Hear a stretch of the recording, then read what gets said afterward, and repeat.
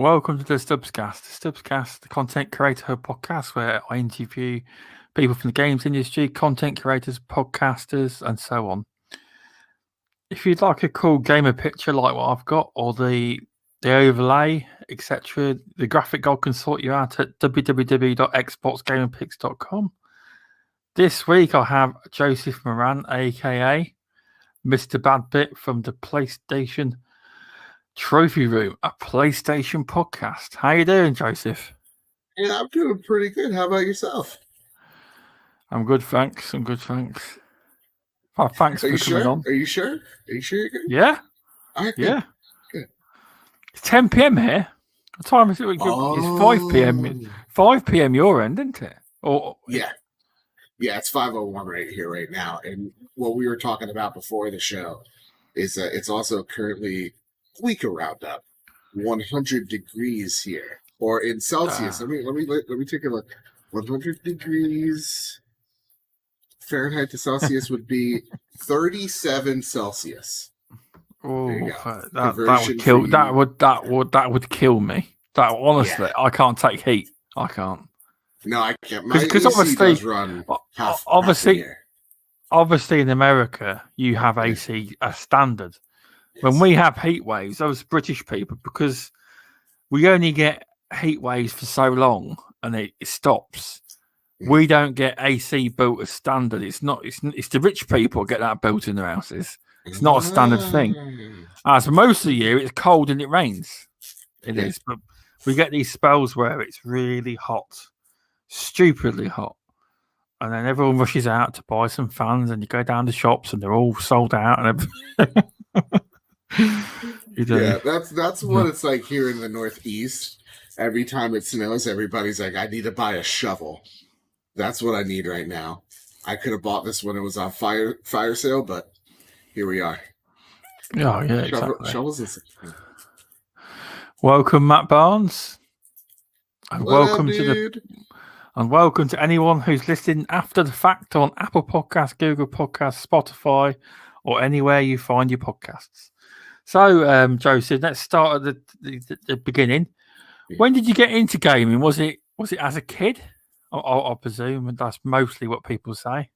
Yeah, as a kid, man. I remember, let me think back. I think I was like 3 or 4 years old. Super Nintendo was the thing. And when I say like 3 or 4, it's mostly me staring at my brother playing games. Right? Oh, okay. He wouldn't let me touch the controller. I was just looking. I was window shopping. And it wasn't until Super Mario World on the Super Nintendo, which is when I was about four. I think 4 is the right age. That is the first game I ever beat. And we beat it over and over again. Because, back in the 90s, games were legitimately $70, $80, $90, $100. Right? Yeah, this is the thing. Like, I remember it being expensive, but then people moan about games being expensive now. The games were more expensive back then. They were too expensive. It was people forget this. You say they do forget this. Yeah, and so we a lot of trips to Blockbuster, a lot of them. So we had a Super Nintendo at my house, and then we my uncle invested in a Sega Genesis, so that we would go to our grandma's house to chill. Yeah, man. And let me tell you something about the Mega Drive. See, look at me. Yeah. You see, you know what it's called. European centric. And that was our Sonic machine for the most part. Like Sega, I think would have been our main console if it was always at our house, but it rarely was. So it really was our Sonic machine. And I remember, speaking about Idris Elba being Knuckles, I remember buying Sonic and Knuckles. Or not me buying, of course, but slapping Sonic 1 and 2 into that big, prehistoric DLC machine.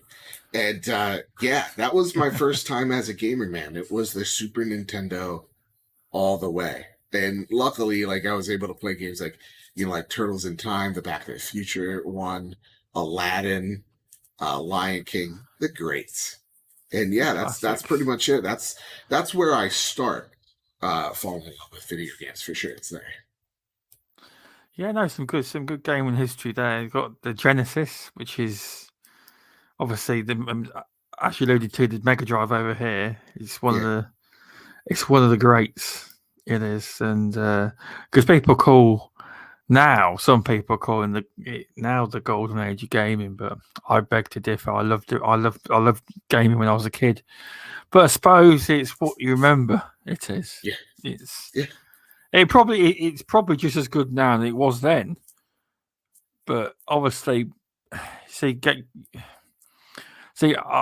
when they say get golden age of gaming, I would say if you were talking just a AAA sector, I'd say no. But if you included the whole indie spectrum and everything, I'd say it is. There's more variety than there's ever been now. And I think a lot of it's coming out of the indie side. It is because yeah, they're not afraid to take risks. They're yeah. not. I mean, that's the thing that's going to set them apart. You know, for me, I think my golden years of gaming twofold. First, I'm always into what is the latest generation, right? Yeah. I feel like you should Okay. be walking away to any generation going, yeah, this was the best time to be a gamer. But if I had to pick a moment in time that I would go back to, it's definitely the 360 era. Definitely the PS3 era. That is the era where like I found games like Red Dead Redemption, games like, BioShock, Last of Us, Halo 3, but my favorite is Reach. All those games. Like I remember skipping the final period of class in high school to go out there and purchase my first M-rated game, which was Call of Duty Modern Warfare 2. I remember that. Like Nice. those were moments. I didn't play that at launch. I didn't get a. I were. I I didn't think get we into the stopped. 360 at the start of the generation. I got into it a little later around the Gears of War. I had a Yeah. console around the Gears of War 3 launch, Okay. a while That was a great before launch. That was a great it launch. was. Yeah. But Gears is also one of those games that I hold near and dear to my heart because, yeah, I remember having my first surgery, which was ironically a hernia surgery, and I remember waking up and my mom gave me the limited edition Gears of War 1, like tin and everything. Now playing that Nice. while I was getting better with my friend Ruben, those were the times, man. Those were the days I wish I could go back to. Gears 1, Gears 2, we did not like, I remember, as kids. We actually No? legitimately went back to Okay. 1 while playing that. We literally played 2 for Horde mode.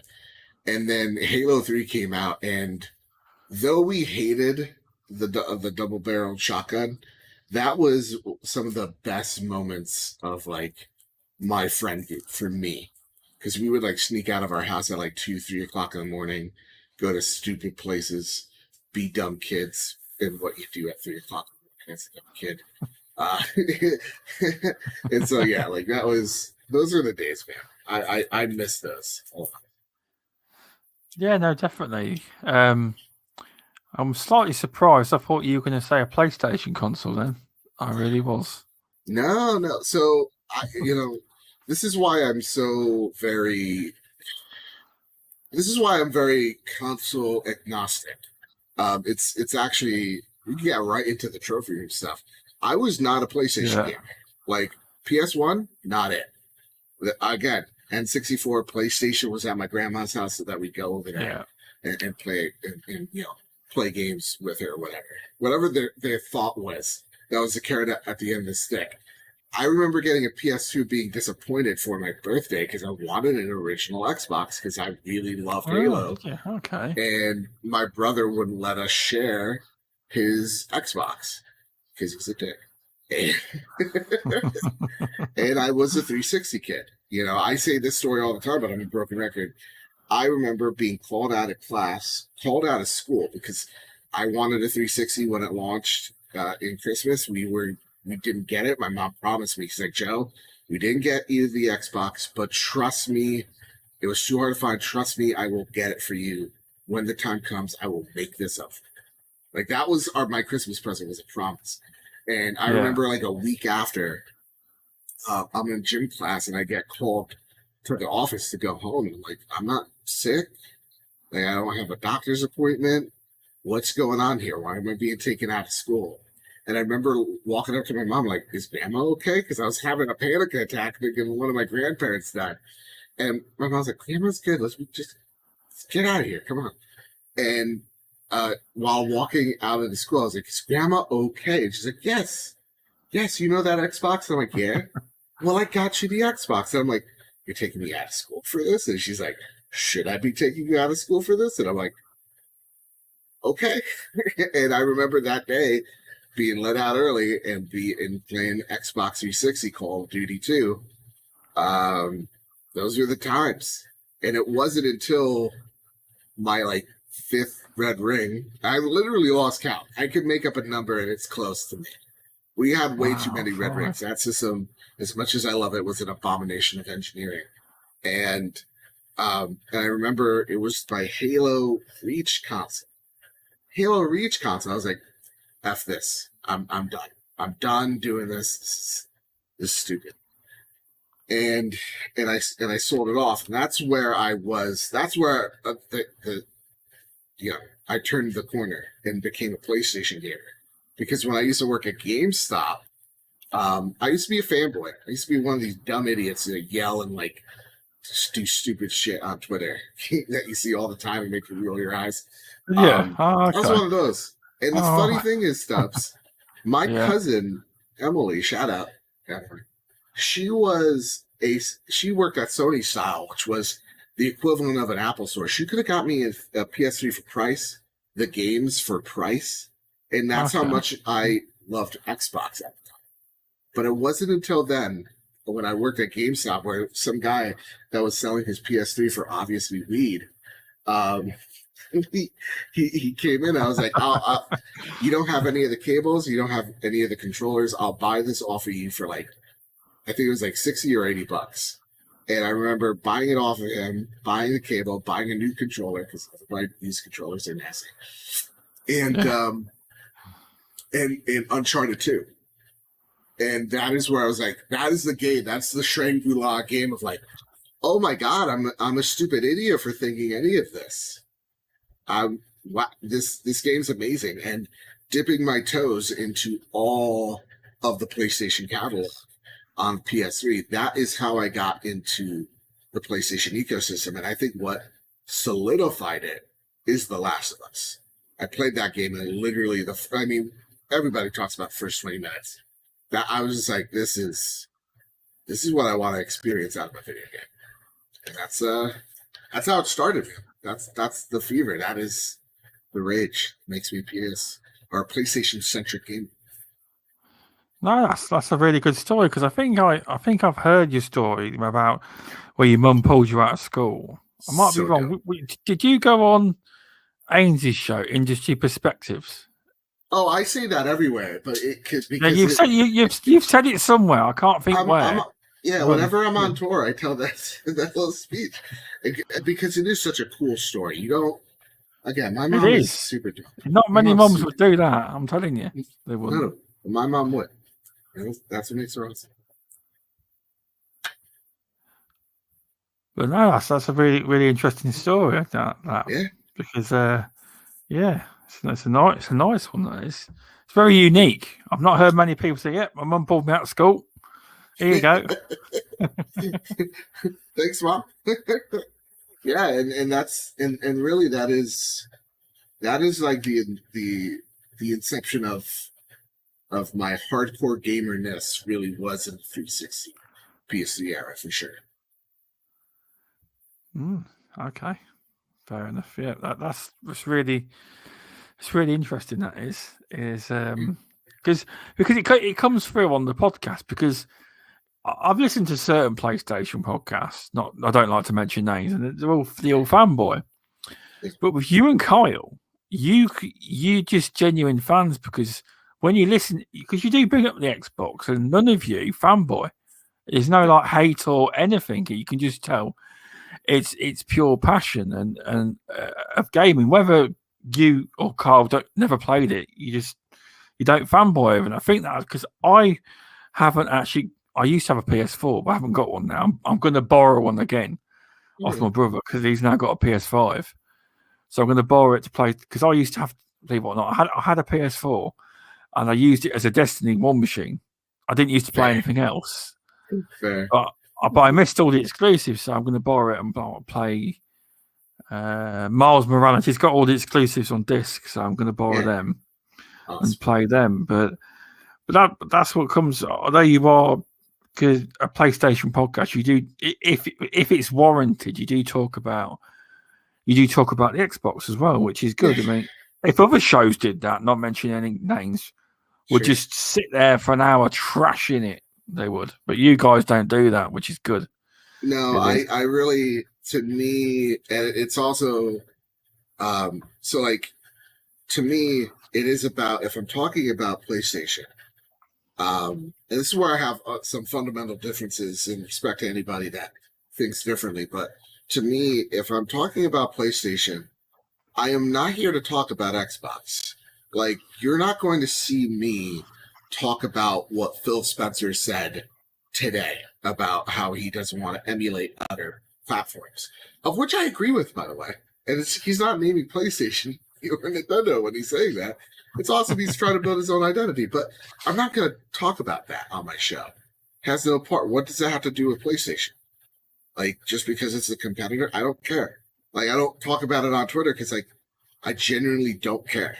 I don't care what just let me see your games. I'm very impressed with what you showed me so far, and that's really what I want to do. When I'm either on social media, that's another thing I want to do is I'm a gamer. I'm not here to trash people of what they enjoy. I hate when I see people trash things I like, and sometimes it triggers me to respond, going, I think that's a really shitty thing for you to do. The problem is go for it. On social media, the problem is a lot of them you can't. It's like I've looked at a lot of these PlayStation podcasters. They don't act. If you read some of them, they don't always mean what they say on Twitter. All they're trying to do is get clout, clicks, and followers. When you go onto the videos, a lot of them don't trash Xbox as badly as they do on Twitter. It's all about clout chasing for some of them. It's sad. It is. I mean, that's the thing. It is for everyone. So, when I sit down to say, okay, so here's the week in, the Trophy Room podcast, what am I going to do this week? It's not like, let me punch down on what someone else likes or enjoys. It's not what we're here to do. When we're talking about the PlayStation ecosystem, I feel like you should only bring Xbox up as a point of comparison where there actually is points you can actually compare to, and only bring up Xbox if it surely relates to the topic at hand. Or else you'll hear us every week mention maybe Xbox, but it's always in a positive light because though we're a PlayStation show, we again acknowledge that. Look, Stubz, you're an Xbox guy, right? You're primarily on Xbox, I feel, right? Yeah. But you're listening to the show. I want to respect the thing you love. Why would I want to sit here and make a show about why, I don't know, Phil Spencer may have said something mean about PlayStation. Why would I want to do that? That doesn't make, that's not fun. That's not entertaining. To some people it is, but not to me. And vice versa. Like I hear some Xbox podcasts and it's like bash PlayStation. I'm like, dude, where's the thought? Like, where's the critical thinking here? If we're just, if I'm just stroking the ego of Phil Spencer talking about how great he is, that's not a conversation I want to have. I want to have some meaningful conversations about the platform and at the same time being entertaining. So like we'll sit down and we'll dissect PlayStation Now and where there's actual criticism for it and where it needs to improve, but also where there's actually some good in PlayStation Now, because there is some. It's a legitimately decent service. And when I take a look at Game Pass, as much as we evangelize it, which I think is a little bit to a crazy degree, I'm like, like the only thing that I don't like about Game Pass is there's not enough parity between PC and console. And I'd like a little bit more parity between the service. I fully agree with that. I do. Yeah, and when you only agree, that's what everybody expects, right? Echo chamber. you get that echo chamber. Exactly, Stubz. So you get that echo chamber. And the one time you made this, you got a little something here. Well, now you're just the worst person in the world. So we really want to have that meaningful dialogue that actually matters. And honestly, I know when I'm making a show, what is going to be the most effective, what could get the most SEO, what's going to get the most clicks, and it is not what I'm doing. And I appreciate that I'm not making the shocked face emoji at the left-hand side of every corner thumbnail. I'm happy I'm not doing that. So that's what we're constantly trying to do. Is like we're building slow. We know we're building slow, but we're building a community that actually cares about one another. And that's what's truly special about a show. No, I would agree with that, because it does come through. It's because it's not hard to. Sorry, it's not easy doing podcasts and coming up with what to actually talk about that's gonna be good, because you can't always predict what people are gonna like. But with your show, it's more of a, obviously, like, because you say he's your best friend. Yeah. How long have you been friends with Carl for then? Because it seems like you've been friends since kids. Is that right? Yeah, you never said it. It's the chemistry you've got. It is. Yeah, it's the chemistry that has been built off of 4 years of trust and learning each other, and how we know when to break. And also me conceding a lot of things that I do wrong. It's a lot of self-reflection, really, on my part. So Kyle and I met because of Kind of Funny, that podcast group. Oh yes, Greg Miller. Yeah, and we met at one of their meetups, and Kyle is just, as much as he doesn't think so, he's magnetic in his kindness. Yeah. He's just a really the best human being you can ever meet. And this was at the time where I had a little proto PlayStation show. I call it proto because it's before the trophy ring. And my co-host decided to leave. And this is just like a month or two in. And I was just like, well, I need to go scout for people. And I had 3 people in mind. But the first conversation I ever had with Kyle was on a podcast was like, we met a few times in the past, and talking was pretty easy. And he's just like, dude, I'm so excited to be here. This is my first ever podcast I'm ever doing. And it's about the thing that I love the most. And we had just such a great talk that I was just like, and he's like, I'm going to PlayStation Experience. And I'm like, oh, I'll invite you back on in a few weeks. And comes back on a few weeks, knocks it out of the park. And I was just like, this is the guy. This is the guy that is going to be my co-host. And when I asked him, he was just like, are you sure? I'm like, yes. And, we started talking about the name and partnerships, because I came off of a very bad partnership prior. I don't want to get into that. So, I wanted to make sure that I treated Kyle the total opposite of how I was treated in my previous partnership. So he named the show. Like all the things that we see creative behind the scene, that was his influence. And I wanted to make sure that he knew that though I run the shots, though I am the owner of this thing, that his input is, to me, the most valuable, and often the one that I will do my best to concede ground on, even if I'm steadfast in a belief, to make sure that he knows his voice is heard. And so it really is a relatively, if you think about it, like 4 years isn't the most time relationship, but it's because we have such admiration for each other and respect for each other. That's the reason why people walk away going, you guys have been friends for like 10 plus years, right? It's like, no. It does seem that way. That's what I thought. You've been mates since kids, but you haven't, obviously. And that the problem is, I listen to loads of podcasts, but I'll be honest with you, there ain't many podcasts that, although I run a podcast in the week, and we have quite a few people on, and it's all good. I do enjoy listening to other podcasts where it's only like 2 or 3, Stubzcast co-op, shows like that. And Yeah. not many guests, not many panel members on. Yeah. It's I find it a lot better because that show's fun because you're best friends on there, isn't he? Yeah, Luke's all right. He's all But right. no, yeah. It's, But no, the show's more for him than for me. Yeah, he really needs this. but no, it's really good hearing the background to the PS trophy room because it's really working for you. I mean, obviously, go back further now. What actually made you want to get into actually trying content creation? Because it's YouTube channel says that you started 6 years ago, and apparently you've got 741,892 views. And nearly 6,000 subs, which is very impressive. That is. There's some good stats there.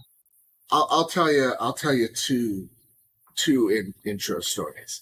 One is a little personal. That's how I started content creation, but the other one is how I started the trophy, which is to me the rebirth. To me, it's even more important. Today marks the anniversary, literally today, of 6 years of my grandpa passing. Love my grandpa. Oh, okay. Greatest human being there ever is and ever will be. I can tell you that for sure. So my grandpa fled fascist Spain. He traveled to France. From there, he was able to go to South America. My grandpa traveled the world, man. He is the most worldly person I've ever met. And he would meet up with one of his buddies, South America, and they travel South America together until they meet. They stop in Panama, where his buddy falls in love with a woman. My father or grandfather becomes a merchant marine for the United States, earning his citizenship. I say all this because my grandpa would see, the post bomb drops in Japan, in the city being rebuilt. And one day when he was stationed in New York City, he was just like, man, I miss Spain. I want to get some Spanish cuisine. He goes to a local restaurant, and his friend actually owns the bar. And as his friend goes, Joe, which is my grandpa's name as well, he's like, anything you want in this restaurant, it's yours on the house. And it's at that moment he sees my grandmother. It's at that moment all he says is, I need that woman to be my mistress. Like, she's the most beautiful woman ever. I have a family, yada yada yada. Raised me. He was like a second father to me. And so when he was passing away, with all that in there, I was devastated. And it was by the time when I was having, I wanted to do content creation. I was doing a little dumb podcast with my brother, and we found out he had cancer. It's very terrible. No. And he was in pain for a while, but just never wanted to tell people. And he had a month to live. And so it was during those times of where I was at my lowest of like, I just need to talk about something that's not cancer and mortality for a minute. And I make little shitty videos. They look terrible. Legitimately, looking back on it, shouldn't have done it. But it got me through. And that's when I started doing YouTube. And I met my good friends, Sean, and I met may he rest in peace, Bobby Pauls, the Nintendo guru. Passed away this year due to COVID, so everybody get your fucking shot where it mask. It's really not hard. I've got mine, both of them. Exactly. Yeah, good. And so, I met all these awesome people that didn't just make me better at content creation, just literally made me a better person, made me a better thinker, and challenged what I felt was right and wrong, and maybe opened up my eyes to maybe letting different ideas in, type of jazz. And it was during the time where I started getting really fed up with YouTube. And it's my same thoughts I have on YouTube now as well. Every YouTube video is planned to get clicked, to get a like. It's really not there to any sort of, logical thought. It's just there to boost an ego of someone. That's how I always felt. Every YouTube video, whether it's like a hit piece, whether it's a console war thing, it's all has an angle and it's all disingenuous. And I just found it very angry. And it was during that I've seen time that. where I was a big fan. My favorite podcast of all time was Beyond, and then turned into P.S. I Love You. And it was during the Colin and Greg split where Greg announced he wasn't going to do a PlayStation podcast again. And that pissed me off so much that I was just like, man, hell with this. I'm gonna start my own podcast. Not because I thought, oh, here's a power grab. I could make my be the next whatever. It's literally like, I miss this show so much. I'm gonna make my own version of this show. And that's where I started proto show that would turn into the Trophy Room. And that's where I asked Kyle to become my main co-host. And that's how the Trophy Room is created. It really is a skeleton of the shows that I loved. And because they've gone or they've changed drastically, I want that bit of nostalgia still. And so, our show has really, though it's become such a different beast than all those other shows, it really is a love letter to what made podcasts like that great to me, which is, I don't like panels. And though I'm on a lot of shows with panels, I don't feel like they do a good job at conversating, right? I want a conversation. I want people maybe challenging an idea, playing devil's advocate. I want two people that have mutual respect for each other, that love each other in that room, that have that friendship that binds them to talk about the thing that they love.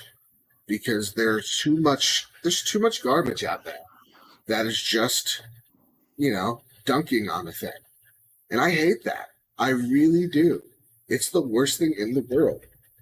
And that is why I constantly challenge the notion of, because I'm a PlayStation gamer, I've drawn my line in the sand and I can never even think about Halo. I say no. To hell with that. I love Halo. I'm never going to stop with Halo. Master Chief's one of my favorite characters of all time. I still love him, and I can still talk about this thing that I love here, which is PlayStation, to have some knowledge behind it. So that is really the birth of my content creation, and also the birth that I would form with the Trophy Room.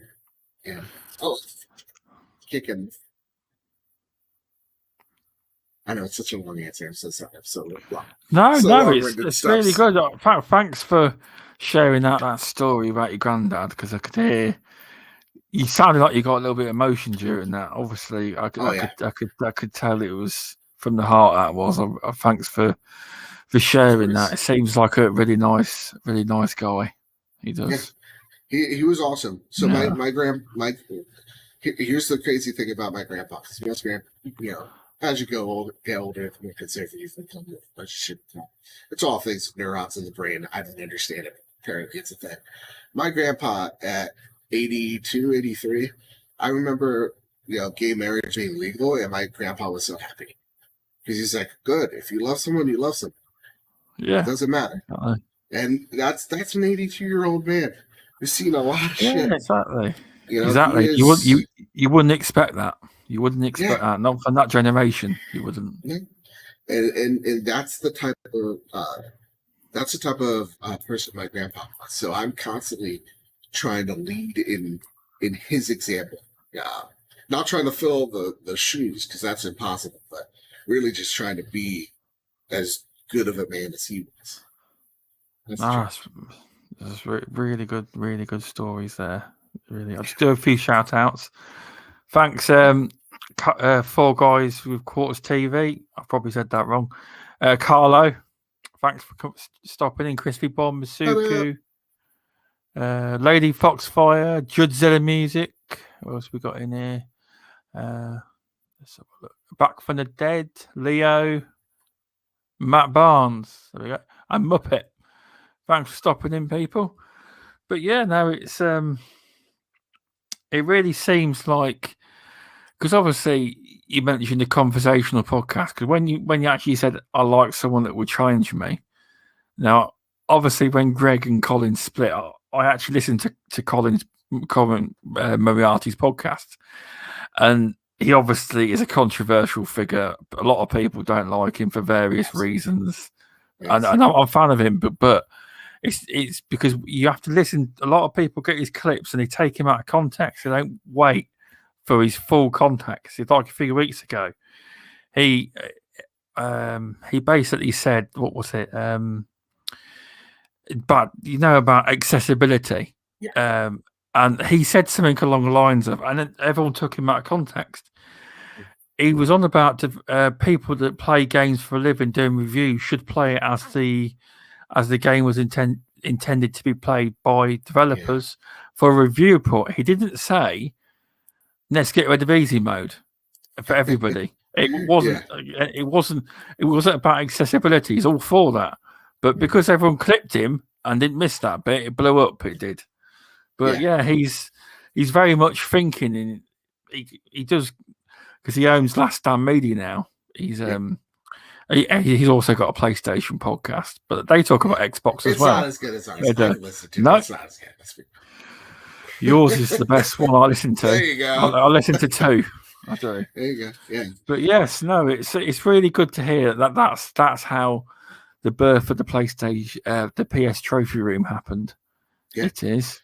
Yeah. It's a good story because, I mean, as for how, obviously with the PS Trophy Room, how did you expand it?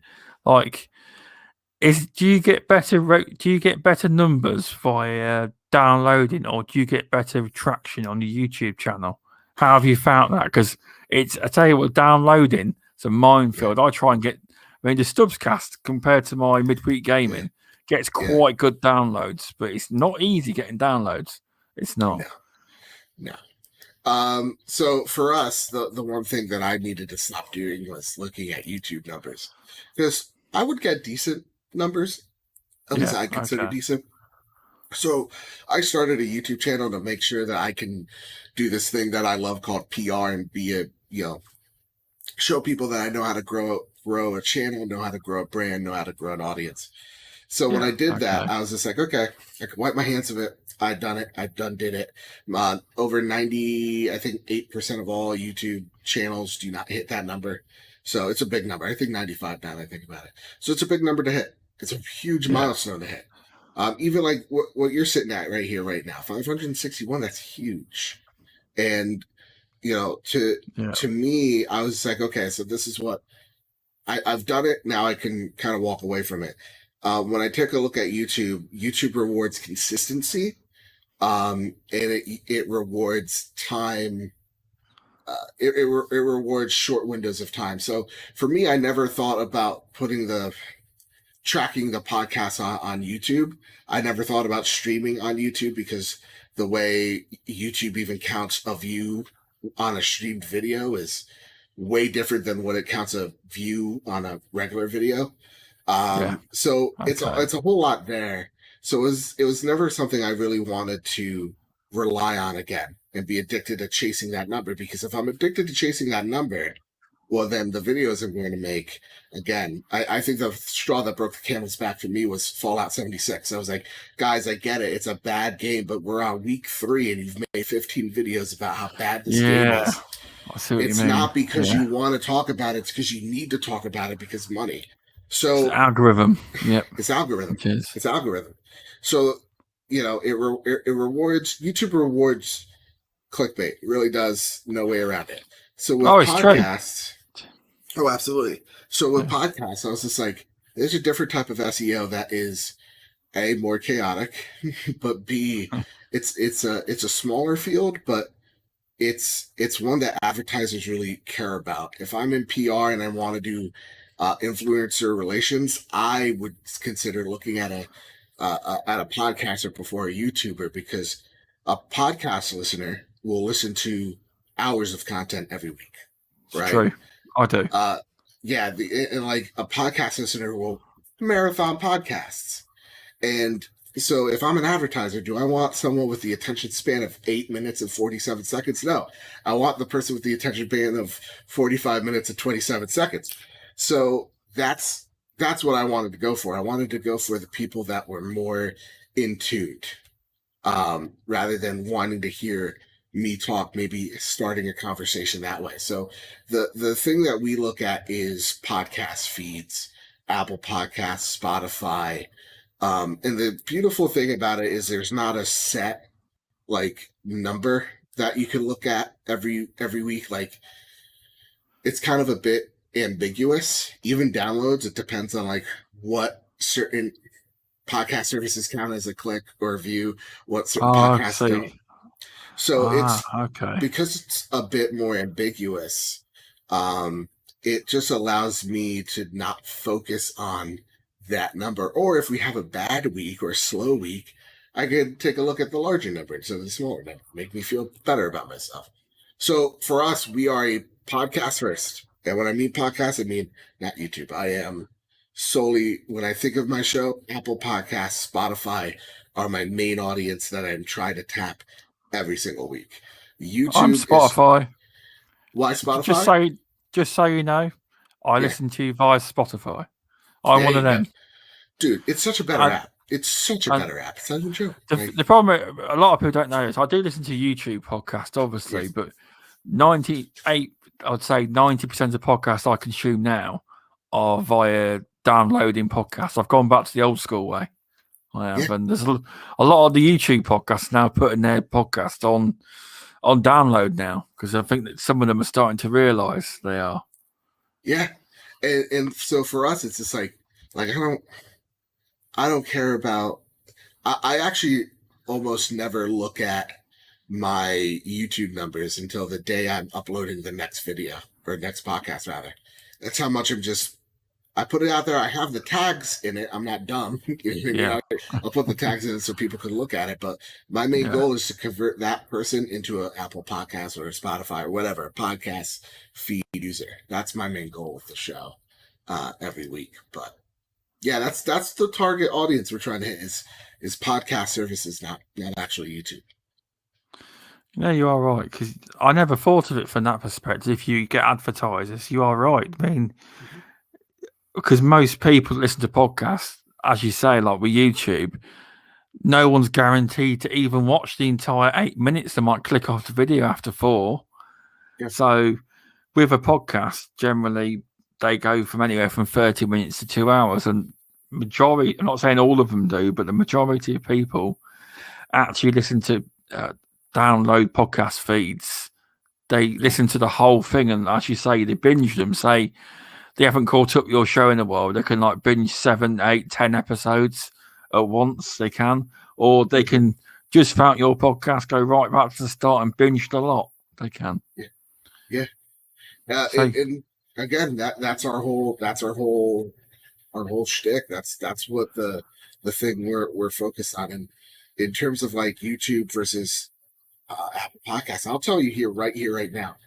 Our average like watch through rate on a YouTube video is about like anywhere between 15 to 20% of people watch like the whole thing. Like our average hit is like 20 minutes per episode. Because usually people are there for the target. What are we talking about this week? And then bouncing right out. Whereas if I go on Apple, Spotify, whatever, we have around a 70% listen through rate, which is incredible in podcasts. So I hold myself to those high standards. If like, we may not get the hundreds of thousands or tens of thousands of views or clicks as a podcast A, B, or C, but we are watched heavily, just like any of the other of those shows. So I take great pride. yeah, a lot of my shows, even though I built up a lot of watch time hours. I mean, I'm nearly, even though I'm not at 1,000 subs, I'm not far from actually getting that. The 4,000 watch time hours on YouTube. But I've not got the 1,000 subs. But with a lot of the time, I'm same as you. I am trying to grow the download inside of like the Stubzcast out of all my shows because it's an interview and it's different to listen to the same gaming talk each week. A lot of people were quite. I've got over 500 downloads on a lot of the podcasts. Not each one overall, I have, But I don't know, but I'm gonna have to look into my retention rate on that. But on YouTube, it's like 20, 25 minutes. It is. It is. All right, you listen to a quarter of it. It's like that always bums me out. I don't know if it bums you out, but always I'm like, come on, guys, come on. We have laughs at the end of this show. That's where the laughs are, you know. Exactly.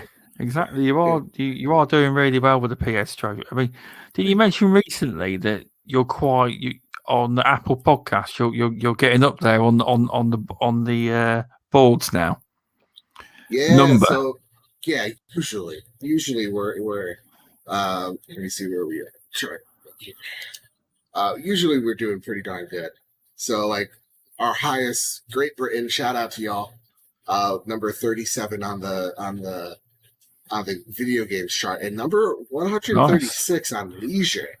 We're beating the Great British Knitting Show, which is literally a show that exists. So, okay. Suck it, knitters out there. We're beating it. Yeah. But no, that's good to hear. That is, welcome, Great Force Gaming. Thanks for popping in. But yes, I have given you a review on Apple Podcasts. I have. Thank you. I appreciate that. Because I've obviously got the iTunes app. That's how I check my reviews. If I get any, they come in that way. They do. Apple don't make things easy. Apple don't make it easy for you. I don't have any Apple devices anymore, so they don't make it easy for you. So I have to use iTunes. I do. And I greatly appreciate that because Apple. So that's the other thing I pride myself on. So worldwide we have 238 reviews. That is a hard number to hit. That's amazing. That is. I was literally in an interview, and they're like, "Oh, you do a little podcast? Well, how many? How many?" I never disclosed the number of listeners. They're like, "How many reviews you got?" I'm like, over 100. And they're like, "Wait, what?" They're like, "Are you monetized?" I'm like, "No, not in the ways you think." They're like, "Why not?" I'm like, "Because I don't want to." And that is such, just trying to get one person to like, or rate us 5 stars on iTunes is hard. To get that number is truly gosh darn hard. Oh, it is. It's a good number to get. Definitely, it's a good number to get above 10. You know, because it's a great number to get for Apple, especially because the average podcast has 2 iTunes reviews. That's it. Okay. Yeah.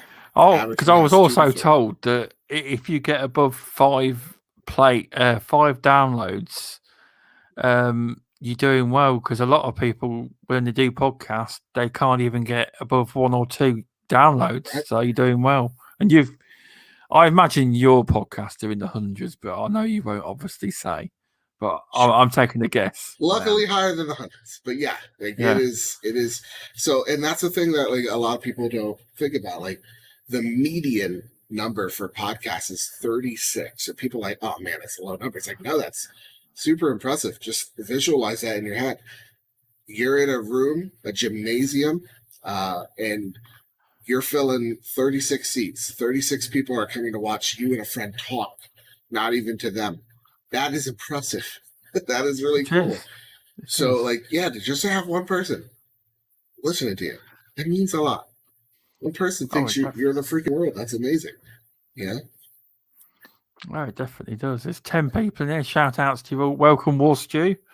Thanks for popping in as well.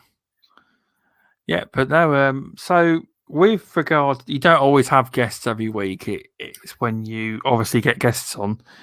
And obviously, somehow you managed to get on Greg Miller. You did on the show.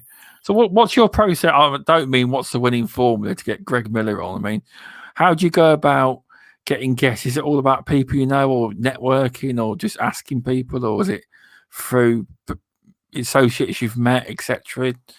How do you get them on? I'm always willing to share that type of information. It's important for people to know how I do it. So maybe it gives you an idea. And again, I think the number one thing is get used to rejections. You're going to get rejected like literally all the time. Oh, and I do. when you get that one win, even if they replied, holy crap, that's a huge victory. So like Yeah. to me, I try to send you an email. I try to find your email. I try to maybe inbox you. Twitter inbox is the worst for discovery, but it is what it is. Sometimes it's as simple as adding someone on Twitter respectfully and going, yeah, let's just say I'll at Mr. Kesa. Hey, I love your work. We'd love to have you on sometime. Here's a link to what we do. Sometimes it's as simple as that. Now again, chances to respond very small, but at least you're shooting your shot, as the kids are saying. I've done that a few times. Sometimes it succeeds. Sometimes, most of the time, it doesn't. But if I'm reaching out to someone, I'm always saying like, "Hi, how are you? Hope you're doing well. My name is Joseph. I'm the founder of the Trophy Room PlayStation Show. I found this email through, insert source, because you don't want a random email going." Hi, and you're like, how did you get my email, random person? Exactly, so, sure, and then you're like, hey, I'm looking to have you on my show. What are we about? And it's just a quick, like, I say, here's a quick pitch of who we are in our show's mission, and I say, legit, here's what I say: our podcast provides positive, thoughtful dialogue around the PlayStation ecosystem. I say being a Hispanic in games means carving out a space for yourself, but also for the others. That's why our mission is to build a diverse community that's focused on an inclusive space for people of all backgrounds. We'd like to have you on our show because of, and toss in the reasons. That's when you give them a little compliment, and then you give them a little link of like, hey, and here's a link to all the content we've done in the past. I always throw up Apple and Spotify so that they could click on the Apple thing and go, oh wow, this guy's legit. Or they check a look at one of our videos. Of course, you just put the one that's higher and that's a medium view-wise, and then you're like, oh, okay, all right, cool beans. And maybe they reply. And again, a lot of times they don't. But the other thing is networking. It is people you know. That's what everything comes down to. Here in the tri-state, that's what it's about. It's about who you know. And it's about carving up that, that network. So I met Luke through our mutual friend, Sean. Luke happened to know our latest guest, CJ. He used to work at EGM. Yeah, he's great. He's fantastic. And I remember the first time meeting CJ, Luke goes, okay, listen, this guy's a big deal to me. He used to work at EGM. Please, John, don't embarrass me. Like, okay, fine. Legit, like that was it. I was like, okay, cool. And CJ is just such a cool, calm, collected dude. He was very laid back. He was, yes, very, very crispy. I am in New Jersey. It's the best state in the union. I hope you know that.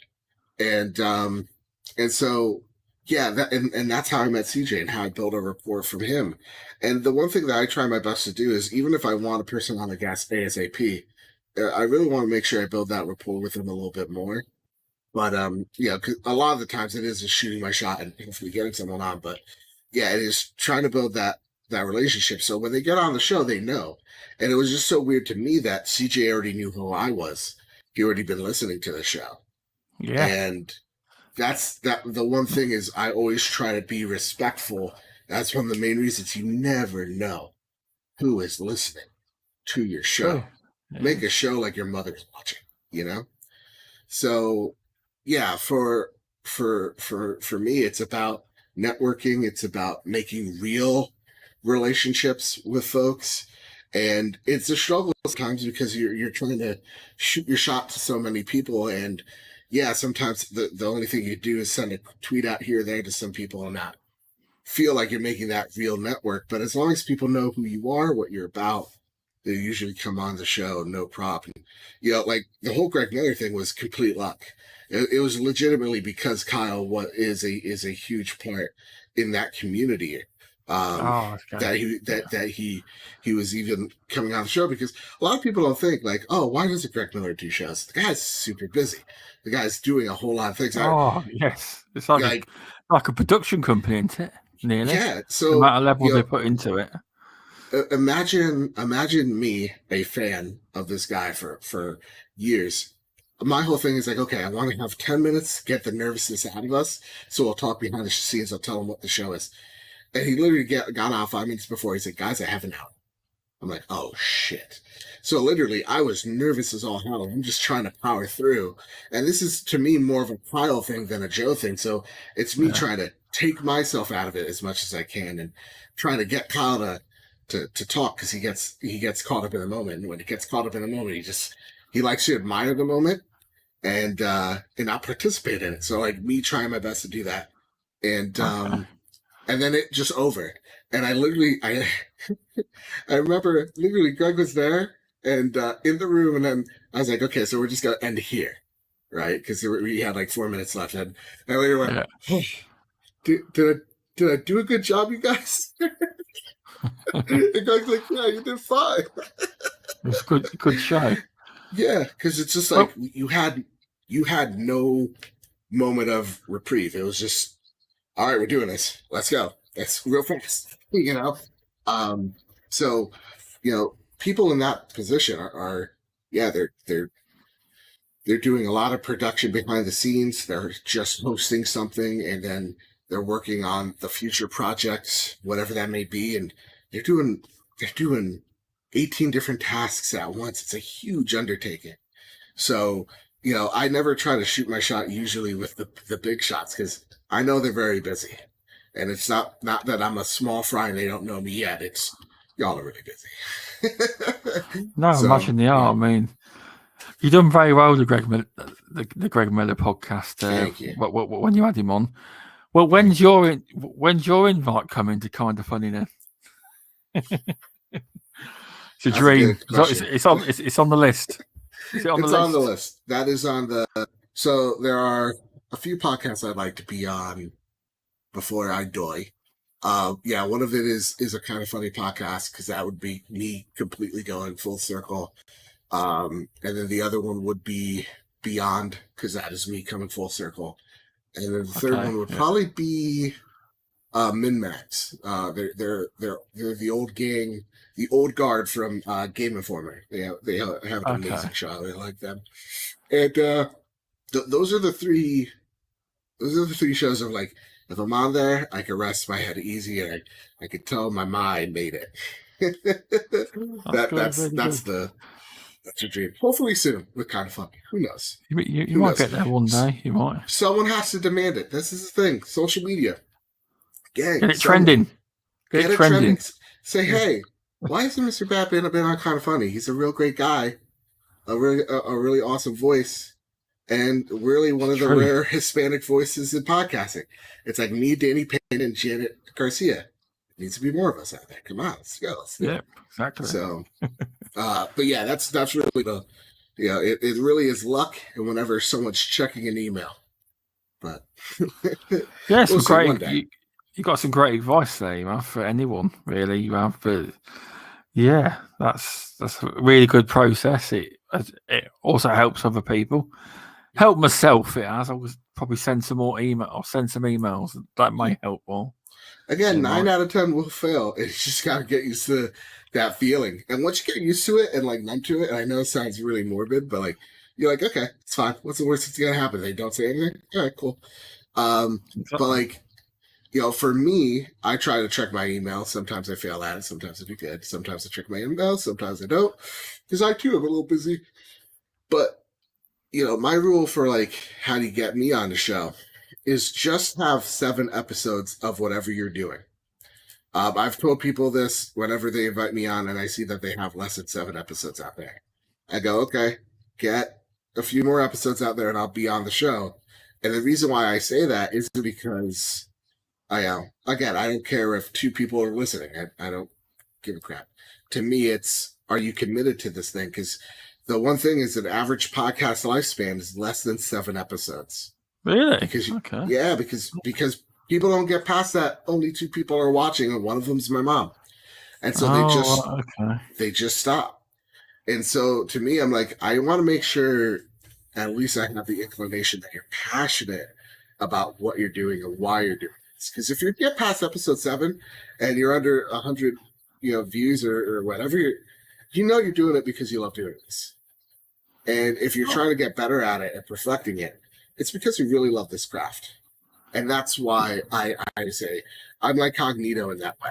I don't give a shit how many subs you have. I don't give a crap. Genuinely, we talked a little bit about this before the show. Oh yeah, I we do did. not Yeah. care about how many people watch a show. I don't care how many followers you have on Twitter. Generally, like That's I don't really care. good though. I'll tell you what I've seen. Industry Perspectives is Lord Cognito and Ainsley, and I had to laugh. It was a sec. Did you? You probably watched it where Yeah, I love. where I know they what you're gonna say. where they get their phones out and go, "Ooh, why is he DMing me? He's only got so many followers." It's like, I couldn't stop laughing at that, but it's true. It is. And again, my buddy Bobby taught me that. He's like, that's how you grow a true audience. You grow. You're reaching out to someone, going, I don't care the color of your skin. I don't care your nationality, whatever. I don't care how many people watch you. I don't care. Are you a good person? Okay, I'm going to be on that show. And look, sometimes I haven't done my homework enough, and sometimes I'm on shows that are very questionable. And that's sometimes on me. But, to me, I really, what I'm checking out first is the content of that person's character before anything, before I go on a show or advertise myself on a show or whatever have you, because that's the most important thing to me, man. I want to know that that people around me or that are interested in having me on a show are good folks. And there was one person in particular I remember reaching out to the trophy, and they're like, "I really love your show," blah blah blah, and they said a couple of fanboy things, after the compliment. And I checked out their channel. And I was like, "Oh boy!" And they said something very anti-Xbox, and I only just stepped in, and I go, "Listen, this is not. I don't know what show you're listening to, but this ain't us." Yeah. And Exactly. and that's I always want people to know because it is really important to me. It is like I want the people to be in here that are friendly and not fanatical. I want people that are generally not just respectful of me, but respectful to other people in our community. I've literally had only one talk where someone had to leave from the community in 3+ years that I've been doing this. And that's what's really important to me. To me, if there's negative people in your chat, you have a negative podcast. If you have assholes in your chat, you should be booting them out. If you have people that are being toxic in your chat, you need to boot them out. Because if you're not, and you're just like, just mute them, well, that's your community. Your community is a reflection of who you are. And that's what a lot of content creators don't see or don't realize because it's just chasing a click. Or like, I remember talking to one creator, like, this guy, he comes in here every once in a while. He's the worst. I'm like, just ban him. He's like, whatever, man. He's going to just say his spiel. I'm like, just ban him. If you don't like him, and he's being toxic, and they're saying a whole bunch of stupid shit, why are you not just banning him? Because you're making an example right here, right now, that's not gonna be tolerated on the show. They're gonna be respectful. And listen, if you're a content creator, you can do whatever you want. But for me, that's the most important thing. I love in our community, we got black, brown, gay, straight, Republican, Democrat, all these different types of flags in the air. And they're all coming into this community, and they're all being respectful to one another. They're respectful to each other's feelings and opinions. And to me, that is the most important thing is I got this awesome community that is the most pure community I've ever seen. There's no one here better than that. I remember the one time I had to talk to someone, they literally said to one of my guests that she sounded hot. And I was just saying, and unfortunately I didn't get it fast enough. It was a comment in Discord. And one person's like, "Hey, did you see this?" I'm like, "Oh my goodness, I did not. Let me go." I'm like, "Hey man, you can't say that. That's weird." He's like, "Oh, well, you make jokes." I'm like, "I make jokes saying that Cloud could step on my chest. I'm not telling you to say that's not giving you free reign to call a guest that you may think she's attractive, that's great. You don't need to blurt it out. That's very weird. You know, that's like I said something along the lines of like, if you're out in public and you see someone that's attractive, do you literally just say to everybody in that public arena, "Wow, I think you're very pretty and I think you sound nice"? It's like, no, no, that's weird. Don't do that. It is. And they didn't agree, and I was just like, okay, well, your story, because you're going to be respectful. But no, you built up a good community, and it's that's how you do it. It's how you build a good, safe community where people feel that we can. In general, in my live shows, we don't get any toxic people like that. We don't generally, and the mods deal with it if it ever happens. They do. Yeah, and that's the thing. It's okay to say when you don't know stuff. It's a very vulnerable thing to do, and you get rewarded for that because people like when you're like, I don't know something. Again, we're strong allies to the LGBTQ plus movement. A lot of my friends are all across the rainbow, and I remember not knowing about the trans struggle, and one of my friends coming out as trans and them educating me on it, and me now being a firm supporter of like, yeah, you have a right to exist and the right to be whoever you feel like you need to be. That's only right to me. And I remember on one of the shows, me saying, I don't understand, like for example, like non-binary, but I'm not here to judge anybody if you're putting a they them, on your profile. I'm not here to judge you. Be who you want to be, because I get it in my way of thinking. I'm like, I look in the mirror, I see a big fat dude there. I wish I was a skinny dude. I get that dysmorphia all the time.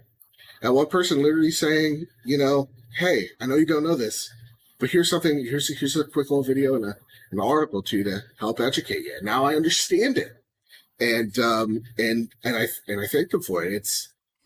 It really is being just open-minded to other ideas other than your own and other opinions that may make you feel uncomfortable, because any opinion that you don't necessarily agree with or understand makes you uncomfortable because it's unknown to you. So to me, that's the most important thing about our community, is being as open and honest with each other as humanly possible, trying to do our best. And yeah, we don't luckily have trolls ever, because I don't care if we hit the next big milestone. Yeah, that's really good. That is, because it's an inclusive community you've got, and it's really nice what you built, and it's going to go from strength to strength and keep building. You're doing a really good job. You're Mr. K-Step. You are. And the reason I put part 1 is I'm going to try and convince him to come on one day if he's free. I will. Yeah, he is so right. A busy man. You told me he's a busy man. He's a busy man. Yeah. So no, it's and again, he is my moral center. Every time I get too analytical, he is always the one bringing me back. So.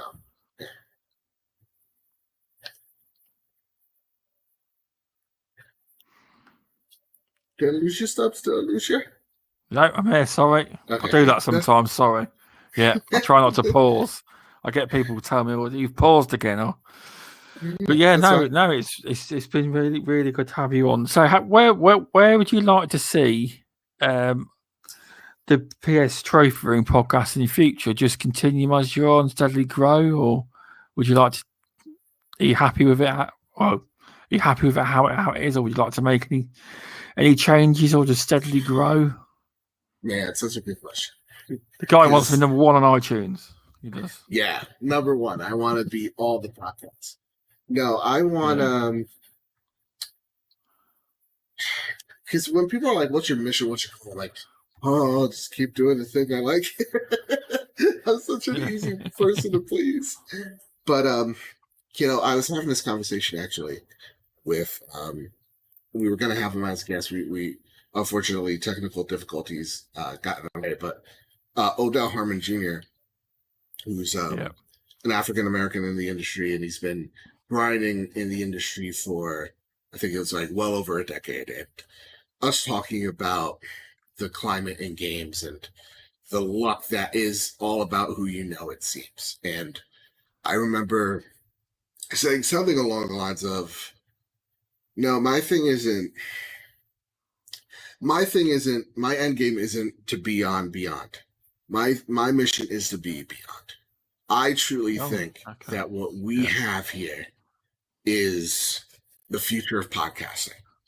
As much as I disagree a lot with like people like Colin, on like morally and sometimes even creatorly wise, I always think like he has a point here of why is it that this community, you could call them game journalism, feels like such a gated one, and why people mistrust IGN, all these major sites, which I don't. I know a lot of people that work there, and they're great.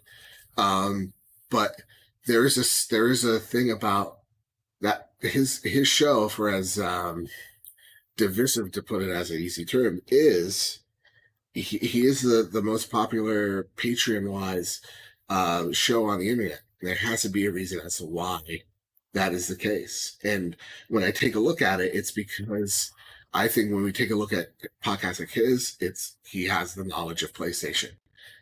For sure, he's been covering it. That's been his beat for decades. But when we take a look at what it is deep down, it's honest conversations with honest people. You may not like those people, but at least you know they're telling what they think is their own personal truths. And that's what I think people are looking for. They're looking for something that feels genuine and not like a giant commercial. And when I take a look at the future of the trophy room, it's like that. When I take a look at the Ironwoods, I think they're the future. When I take a look at what we're all doing here, that is the future of where gaming is going. It's going niche, it's going to certain sections, and less about the big sites and more about the personalities. Exactly. It's like Last Time Media is the biggest Patreon show on the internet. Yeah. It is. And again, it is weird that they are seemingly the most conservative voice in gaming, but then also the counterculture to gaming is just bizarre, but it's the truth. Yeah. And so when the one biggest thing that we get compliment wise is that, we don't sound like a commercial. We sound like two people, two friends, been doing this for decades, but it's really more like 5 years. And that is what people are yearning for, a true conversation. And it's true. It is. That's why I think, to me, it's like a waiting game. I definitely think this is the future. I think shows like ours are the future of podcasting. I do. It's going to take a while. It'll take a few years, but I definitely think that's the way it's going to be because, like, look, indie gamer in the chat, right? Who am I going to go to for indie stuff? I'm not going to like the big sites. I'm going to like Kyle's sub network that is 600D. I'm going to the indie gamer, people that cover it, that are passionate about that thing. I'm not going to go to, website number one. I'm going to go to the people that actually have that passion for it. So to me, that's what it's, that's the broad strokes is I think the trophy room has the ability of being a really top-notch podcast and something where maybe one day, and I'm being very broad here, but maybe one day we get the tens of thousands of listens and all that stuff. But in the meantime, I want to continue growing this community. I want to continue to grow it responsibly, making sure I'm bringing on the right people, making sure that the community is as healthy and as kind as possible. Making sure that I'm being respectful to all platforms and all people and all genders and all that. I want to make sure I'm being respectful to folks because I don't want to pave my way by being known as the guy that's a big giant dick. I want to be the guy that is paving the way for genuine conversation. And that's in broad strokes, that's what I want the future of the trophy room to be. That's really good, because I think the way you run your show, as you could be the big in the future, you could be one of these big shows, because as you said, people are getting sick of going to the likes of IGN, all the big websites. A lot of people nowadays go to, say, like a great friend of mine, the Indie Gamer. He's very passionate about indie games. He makes good quality videos, and he does live streams of the when he do indie shows. He does that, all sorts of content. As you say, and if you want a good PS podcast, you go to the PS Trophy Room, and one day you'll be up there. You could one day be, say, like Last Stand Media. They've got like 12, 13,000 monthly patrons, and hello, I'm actually one of them. I'm actually one of them, by the way, for Last Stand Media. But they got Lord Cognito now as well. They have. And honest to goodness, so like, I love Defining Duke. That is one podcast I actually absolutely adore. I just and the thing that sells me on it, real talk, is that, like, you know, I like ACG. He's actually one of my favorite YouTubers. No BS. But I thought their conversations didn't gel right. There was just something off. And with Cog there, it's like peanut butter and jelly, man. It is. It works so well. It does. So well. And he is genuinely one of the greatest people that I've met in my journey here. I have such a huge amount of respect for him. As not just a creator, but as a person, he's fantastic. And the one little bit of advice that I could give people that are looking to podcasts is find the thing, not the thing you want to emulate per se, but find an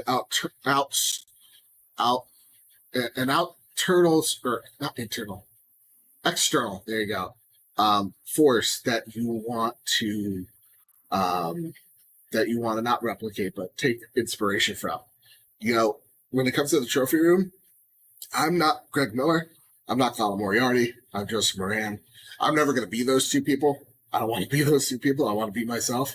And the one thing that I take inspiration when I'm hosting is I'm emulating the comedy that I love, which is late night. So, like, you know, Stephen Colbert, Conan O'Brien, I was gonna say like Dave.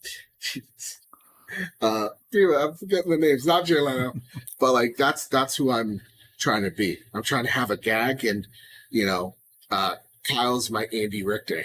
He's my right hand man, and that's when we're making a show. So I know we probably go along in the truth here, but structure is the most important thing.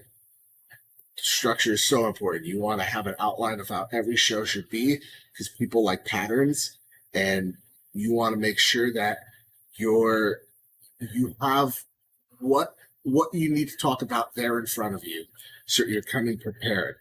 That is the most important thing that I could ever suggest anyone out there is, you know, you can have conversations like these, but even then I'm always like, let me have an outline. What's the thing? Like, it's always come prepared. Always have that sense of structure, because it will help you so much. I was so stubborn in that for my first year of content creation, is just get comfortable writing down notes, and like the outline for the show every week. I think I still have ours up. Again, I know I'm probably getting long in the tooth, but I think it's important for me to let you guys know, because again, for me, it's about letting you peer into the internal workings of the trophy room. Our notes are 6 pages long. Every week I want like 6 pages of notes. So like, that's the thing, like Kyle reads, and I'll even have like little questions I'll have on the side there. Just always got to make sure you have, you know what you're talking about, and you have an idea of what you want to say. Yeah, that's it. That's all I got. That's the advice I could give. Yeah, no, thanks for that. There's really some really good advice you've given there. And in fact, I've learned quite a bit there. I mean, when you mentioned that, make sure you've done at least 7 shows. With this one I'm doing here, I've had I think I'm at over 40 episodes mark now. I am. Yeah. With Congratulations, that. man. But yeah, I've changed a lot over time. Obviously, if you listen to the first few episodes to now, I've learned a lot. I have. Still not perfect, but I'm better than I used to be. And people seem to enjoy the content, and that's all that matters. It is. Obviously, I don't do it weekly. I just do it. I've started to do it every few weeks now because you don't want that burnout. You know burnout's the worst. I've seen so many people burn out, man. And it's not even just doing weekly shows like this. Now there is one comment, the Gina. I think I want to. Welcome to the Gina. He's an awesome guy. Oh, sorry, Gina. Sorry, my apologies. They say big media is dead, and there are a lot of small content creators making better stuff that's honest and less corporate. Here's the thing. I'm going to let you in on something here. I don't know if that's more honest, but I think the thing that people are really tired of is what you said last year, corporate. People, it's sometimes getting too big for your britches. That's why actually we don't do ads right now, because not yet, because we know that people will just automatically leave. So that when we say we are like 100% supported by the fans via Patreon, we 110% mean it. But the corporate thing is what people don't like. People don't like the sense of you're here for a paycheck. You're not here because you love it. And that is, I think, the biggest Achilles heel to all the major sites, because I could tell you for a fact, there are some people working in there that are the most passionate content creators, the most honest folks in there. And I think their creativity is being stifled because of that corporate feel. I know there's a lot of YouTubers out there that are some of the least honest folks I've ever met in my life, and that will say something for a paycheck, or will say something or advertise something for something that they don't believe in, or say something that they don't even believe just to get a click. That's a lot of YouTube. That's the majority of it. But we go to them because A, they make us feel good, or B, they're coming off as corporate because they're allowed to say the word shit. You know? Yeah. Exactly. We know you got some good valid points there. You have on it, because I think one day the landscape will change. The IGNs and that will go. They will go, and you'll be replaced by more like alternative podcasts. Do you know, like yourselves and networks like Last Stand Media, places like that ain't so corporate. Yeah, I think like sites like IGN are fine. I think it's the sites, the smaller, the mid-tier sites that are gonna unfortunately go by the waysides. Oh, you reckon? The mid-size? Yeah. I mean, yeah, because like IGN is so much more than games now. It's like media everywhere. Yeah, it's like SEO. They eat SEO up the minute it goes live. It's hard to get a place to put. They are. Yeah. Even had Pokemon. They had stuff that ain't even in there, didn't they?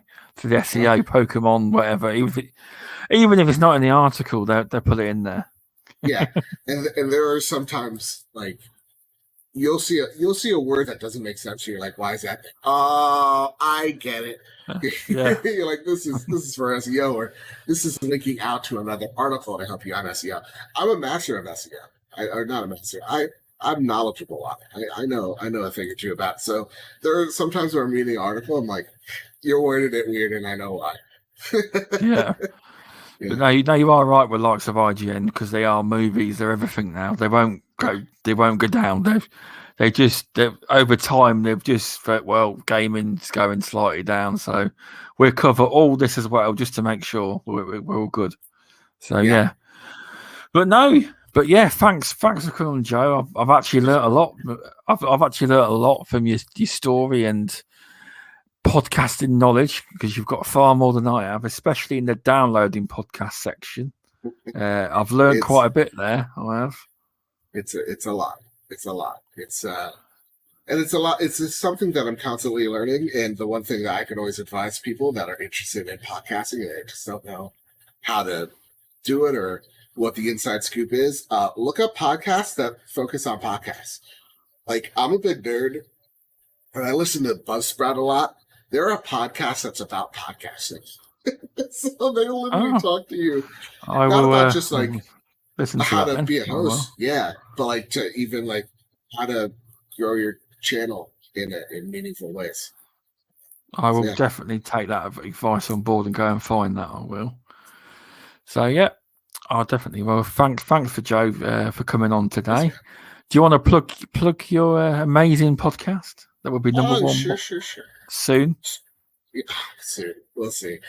So you can find me over at the Trophy Room, a PlayStation podcast. Each and every Thursday, with me and my best friend Kyle talk about the latest, the greatest in all things PlayStation. Again, each and every Thursday. This week we had an amazing guest that is Chris Johnson, again, former editor of EGM and host of the Player One podcast. We talk about the abandoned situation. What a hot mess of a thing that is. We also talk about Sony purchasing Crunchyroll and what that may mean for PlayStation Plus. So if you're interested in all that, please hit like, share, subscribe on YouTube. Or, again, go over to Apple Podcasts, Spotify, Google Play, wherever you find your podcast service of choice. The Trophy Room is there. And you can find me over at Mr Badbit. You can find the show at PS Trophy Room on Twitter. And yeah, that's me. And again, thank you for having me as well. Because this has been a lot of fun, just me talking about podcasts. This is the thing I love the most. And Kyle's just like, oh, joke. No, I really appreciate you taking your time out of your day to come on the show. I've learned a lot, and hopefully, a lot of people have taken on your advice, and it's opened people's eyes, and they've learned something. Because I definitely have stuff I didn't realise, so I've been doing a bit more digging on the trying to boost my downloads. I will. So yeah, thanks for that, for coming on. It's been a good interview. And I will get your partner in crime on, Mr. K-Step, in due course when I'll DM him and see if I can get him on. But I got your best friend on in September. Oh, who's that? Insipid Ghost. That's all I gotta say. But yeah, anyway, thanks for coming on, Mr. Badbit. I appreciate that. And thanks for everyone for coming and watching live. There's been quite a few really popping in. And if you're on Apple Podcasts and you see this show and you like the show, please give us a 5-star rating if you think it's good. And please spread the word about the podcast. Anyway, thank you very much. And we'll see you all soon. Thanks. See you guys.